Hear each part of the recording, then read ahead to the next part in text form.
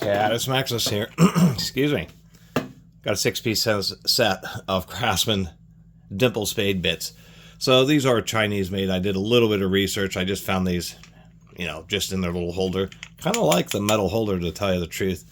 Anyway, there's a time when people were really battling over spade bits. Traditional ones are just flat like this. And then they kind of, there's our classic ones like this, which are high-speed steel.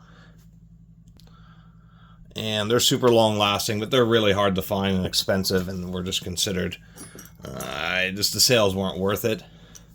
More modern ones kind of use a little divot like that. Then we have like the Bosch Diablo ones like this, where they have a little screw thread and a couple little wings. These actually work pretty well, have a little curvature. So that's the deal with these Craftsmen, is they were kind of on the bandwagon of trying to make a better than, well, it was just a traditional flat side spade bit. So these have rounded quarters and little dimple, which is supposed to be some type of relief, but it doesn't have a very sharp cutting edge. You can see that flat there. So I don't know how well these are going to work. They do have a bit of a curve. They're just not particularly sharp. I mean, they are pretty dull just to begin with. Now, ones like this Diablo here, these things are pretty sharp.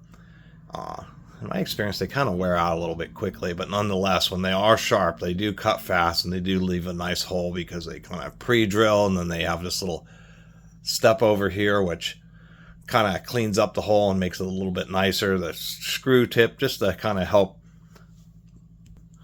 pull it through. And the other issue is these modern ones do use less power. It isn't just the relief here, where it's kind of provides an angle so the wood gets shaved, but it's the fact that it cuts around the edge of the wood with these little prongs, kind of like a self-feed bit, where the teeth cut around the periphery of the hole, and then the flat area is then just shaving up, acts like a chisel and is shaving up the wood shavings, so they actually use less power. They do make, heavy duty, I've even complained about these, but I forgot Bosch makes things like this, which are forged heavy duty nail striker, nail eating spade bits. So anyway, I suspect this bit's going to use a lot of power to drive. Kind of an interesting idea, but it's defeated when you don't have a particularly great grind. But we'll take this 1 inch, see how it does. Alrighty, we'll go ahead and run it at 2,000 RPM here and see how it does.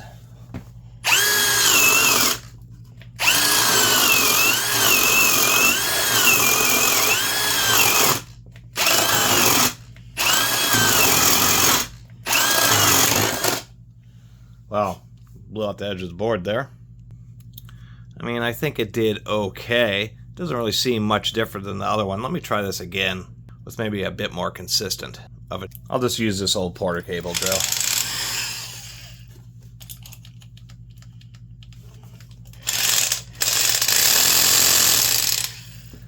That won't come loose.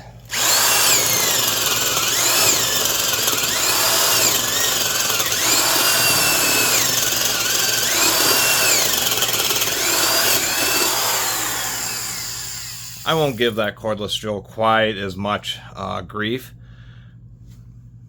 This is a 540 watt drill, or 4.5 amps at 1200 RPM, 120 volts. And you could hear it. It was actually taking a lot of power to drive this bit, kind of as I suspected. That's why that cordless drill was just shutting down, is because of just the amount of juice that it takes to plow that dull edge.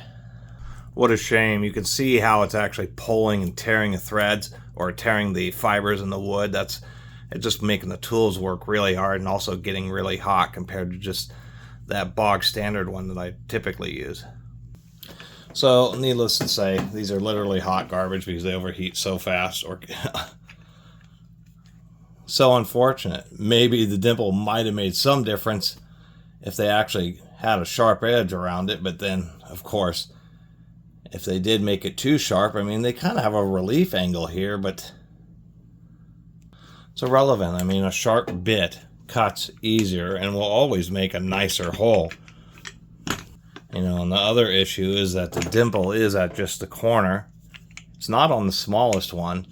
It probably makes a little bit more sense like on this 1/2 inch one, because the dimple takes up the almost entire area that's below the tip. But like on this inch, you know, you have this big gap here where the dimple isn't doing anything. It's just still kind of just a flat wedge trying to bring up the material. Interestingly enough, they could have done something like this where they had it just a little bit of a slope here. That way the dimple could have been on this outer edge, which would be making the initial contact with the material and be cutting ahead of the rest of the chisel portion. Would have even made more sense.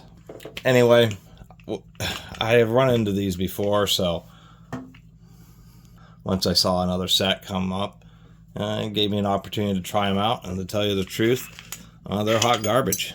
I mean, they're just garbage. I'm not even going to save them. I'm just going to donate them. But I think I am going to keep this little metal rack here just because that ought to come in handy for something. Screwdrivers or something like that.